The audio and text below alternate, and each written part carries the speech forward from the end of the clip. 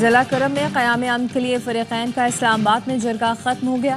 ایک دوسرے کے حقوق کا خیال رکھنے پر اتفاق کیا گیا۔ سوشل میڈیا کے غلط استعمال کی روک تھام پر بات چیت ہوئی۔ عمائدین کے جرگے کی دوسری نشست کل پشاور میں ہوگی۔ وزیر اعظم نے رواں سال کی پہلی قومی انسداد پولیو مہم کا افتتاح کر دیا۔ خطاب میں کہا، بچوں کو انسداد پولیو ویکسین پلا کر معذوری سے بچائیں گے۔ گزشتہ سال ملک میں پولیو کے 77 کیسز سامنے آئے تھے۔ اور لاہور کے جلو پارک میں شیر پنجرے سے باہر آ گیا۔ عملے نے بروقت شیر کو بے ہوش کر کے واپس پنجرے میں ڈال دیا۔ پارک ملازم کو شیر کا پنجرہ کھولنے پر حراست میں لے لیا گیا۔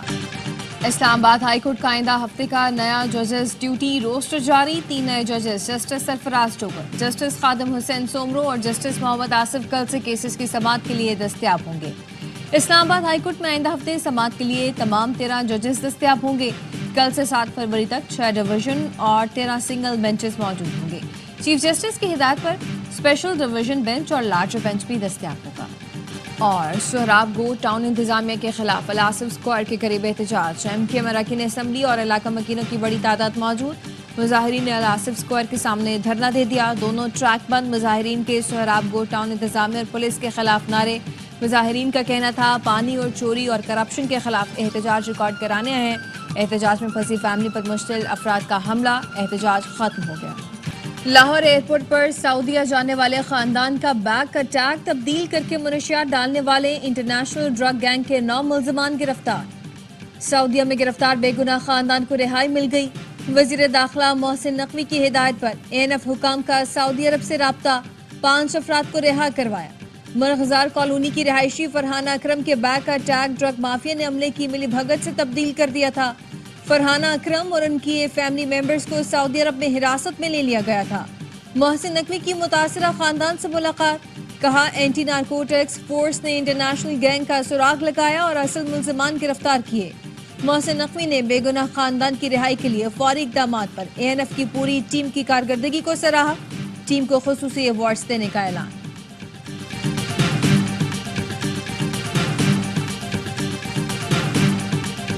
اسلام آباد بار کونسل نے دوسرے صوبوں سے ججز کی اسلام آباد ہائی کورٹ میں تعیناتی مسترد کر دی۔ چیئرمین ڈسپلنری کمیٹی اسلام آباد بار کونسل علیم عباسی کہتے ہیں فیصلے کے خلاف کل وکلاء کنونشن میں آئندہ کا لاہ عمل طے کریں گے۔ وکلاء کل عدالتی کارروائی کا بائیکاٹ کریں گے۔ کسی حکومت کے پاس شہریوں پر شکنجہ کسنے کے لامحدود اختیارات نہیں ہونے چاہیے۔ مسلم لیگ نون کے رہنما خواجہ سعد رفیع کہتے ہیں فیک نیوز ایک بہت بڑا مسئلہ بن چکا۔ پیکا قانون پر نمائندہ میڈیا تنظیموں سے مشاورت کی جائے۔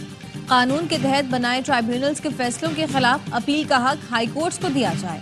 بنیادی حقوق کے تحفظ کے لیے پیکا قانون میں اسٹیک ہولڈرز کے مشاورت سے ضروری ترامیم لائی جائیں۔ قوانین کی چھڑی ہمیشہ وقت بدلنے کے ساتھ اسے بنانے والوں کے خلاف استعمال ہوتی ہے۔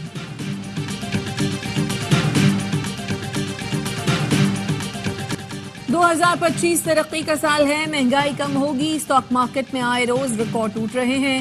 وزیر اطلاعات عطا طارق کہتے ہیں تعمیر و ترقی ہمیشہ نون لیگ کے دور میں ہوئی ہے۔ 190 ملین پاؤنڈ کی چوری پر پورا ٹبر پکڑا گیا۔ یہ اپنے دور میں صرف پیسہ کمانے میں لگے تھے۔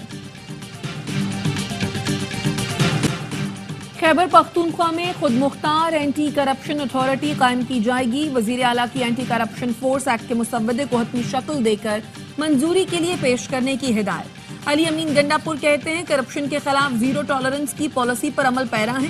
اینٹی کرپشن کو نئے خطوط پر استوار کرنے سے بدعنوانی کے خاتمے میں مدد ملے گی۔ لوگوں کو بے جا ہراساں کرنے کا سلسلہ بھی ختم ہو جائے گا۔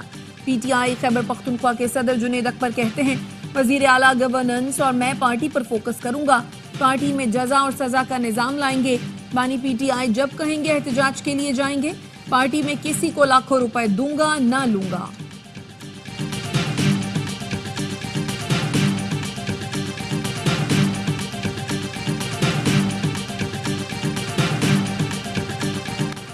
IMF کی شرط پر سندھ حکومت کا زرعی ٹیکس عائد کرنے کا فیصلہ۔ ذرائع کے مطابق زرعی ٹیکس کی شرح سالانہ 15 سے 45% ہوگی۔ سندھ کابینہ کا اجلاس کل طلب کر لیا گیا۔ زرعی ٹیکس سے متعلق سندھ اسمبلی سے کل بل منظور کروایا جائے گا۔ وزیر اعلیٰ سندھ مراد علی شاہ نے پارلیمانی پارٹی پہ گفتگو کرتے ہوئے کہا پیپلز پارٹی قومی جماعت ہے، تینوں صوبے زرعی ٹیکس نافذ کر چکے، جب تک IMF کے قرض دار ہیں ان کی مرضی سے ٹیکس لگانا پڑے گا۔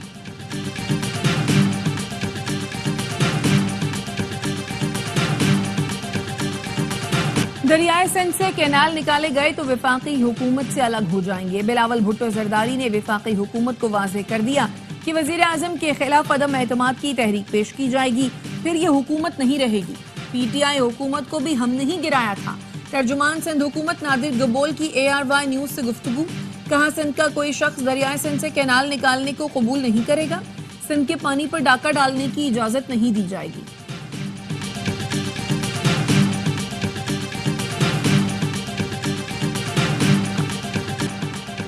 دشمنوں کا شکار کریں گے چاہے یہ کہیں بھی چھپے ہوں۔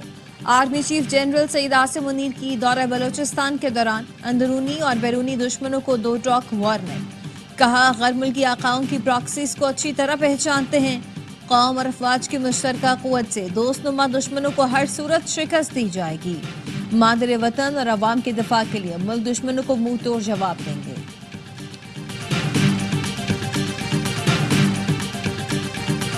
کشمیر کی آزادی کے ساتھ کھڑے ہیں، کشمیر جہاد کے ذریعے ہی آزاد ہوگا۔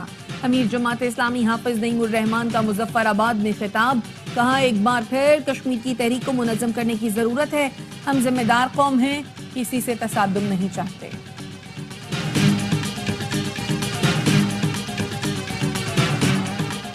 سہ ماہی ایڈجسٹمنٹ کی مد میں بجلی سستی ہونے کا امکان، صارفین کو 52 ارب کا ریلیف ملنے کی امید، تقسیم کار کمپنیوں نے بجلی 2 روپے فی یونٹ سستی کرنے کے لیے نیپرا سے رجوع کر لیا۔ نیپرا کا کہنا ہے سہ ماہی ایڈجسٹمنٹ کا اطلاق کے الیکٹرک صارفین پر بھی ہوگا۔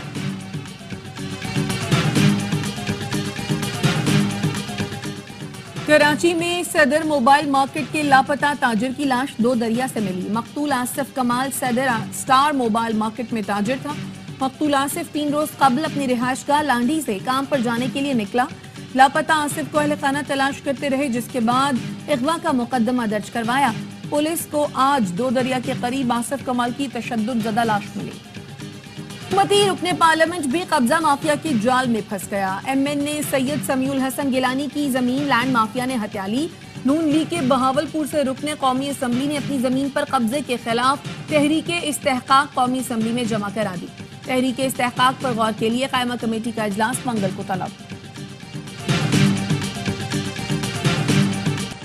FIA نے انسانی اسمگلنگ میں ملوث موریتانیہ کے لینڈ روٹ ایجنٹ مبشر عنایت کو گرفتار کر لیا۔ FIA کا کہنا ہے ملزم نے شہری کو بیرون ملک ملازمت دلانے کے لیے 47 لاکھ روپے لیے۔ شہری کو وزٹ ویزے پر موریتانیہ سے سینیگال بھجوایا۔ شہری نے کشتی سے یورپ جانے سے انکار کر دیا۔ ملزم سے موبائل فون اور دیگر شواہد برآمد۔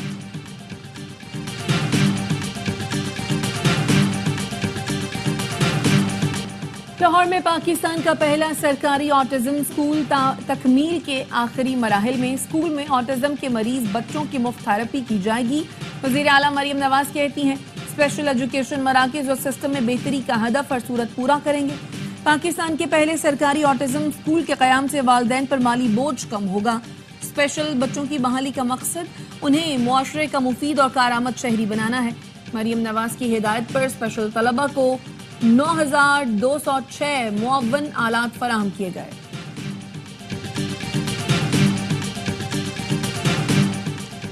کراچی صدر میں تجاوزات کے خلاف آپریشن ایمپریس مارکیٹ کے اطراف قائم پرندوں اور جانوروں کے لیے لگائے پتھارے گرا دیے گئے۔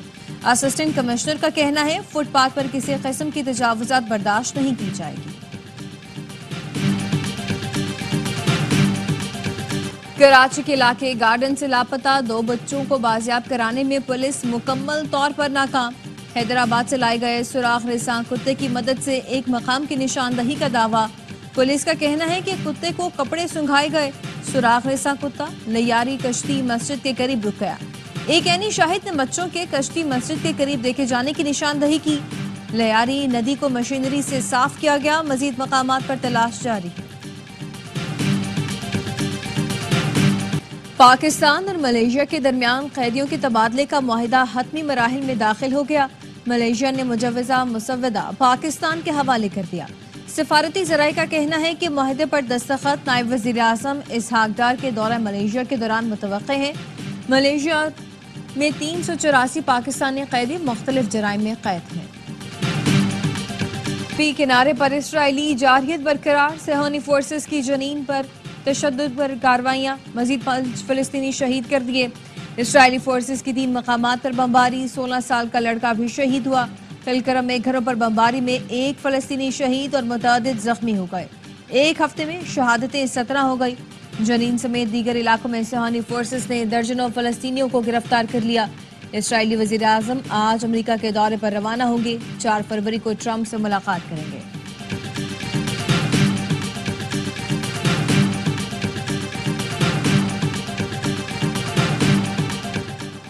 अमरीकी सदर डोनाल्ड ट्रंप के मिस्री हम मनसब से गजा के लोगों को मिस्र मुंतकिल करने पर गुफ्तगू। मिस्र के ऐवान सदर के जराए ने बातचीत की तस्दीक कर दी। मिस्री सदर ने सदर ट्रंप को मशरक़ वस्ता के बहरान पर बातचीत की दावत दी। व्हाइट हाउस का कहना है सदर ट्रंप ने गजा से यरगमालियों की रिहाई में मिस्र के अहम किरदार को सराहा। अब्दुल फताह अल सीसी ने कहा सदर ट्रंप खित्ते में अमन ला सकते हैं।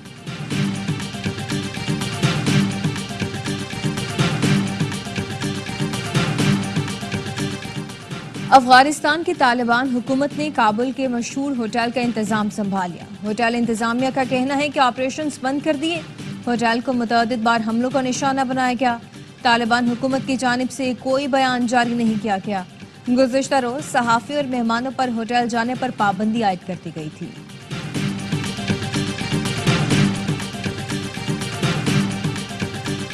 पाकिस्तानी नजात बरतानवी बॉक्सर आदम अजीम सुपर लाइट वेट के आलमी चैंपियन बन गए।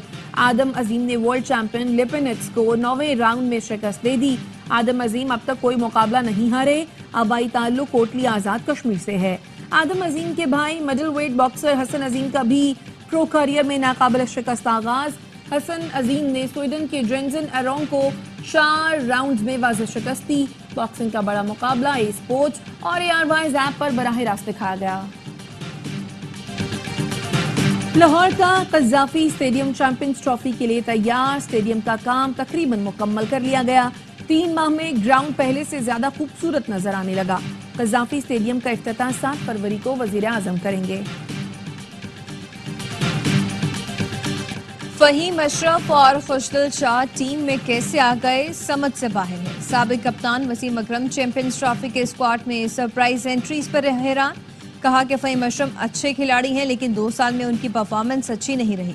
भारत ने 3-4 स्पिनर शामिल किए हैं और हम सिर्फ 1 स्पिनर के साथ जा रहे हैं। चाहता हूं पाकिस्तान टूर्नामेंट जीते लेकिन ये इतना आसान नहीं होगा।